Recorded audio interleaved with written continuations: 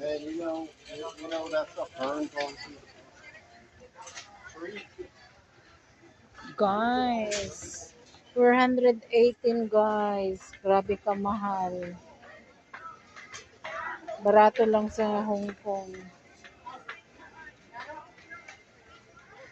Taga Hong Kong, palit na mo din ha. Diha na mo palit. Kaya pwedeng mahala diri sa Pinas. 418. Ayan oh. Bako kayo. Barato naman sa Hong Kong. 360 grams. Tag 40.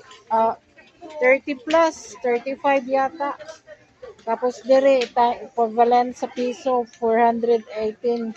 Sobra ka mahal. Kaya guys, bumili na lang kayo dyan sa Hong Kong. Mura lang dyan sa Hong Kong.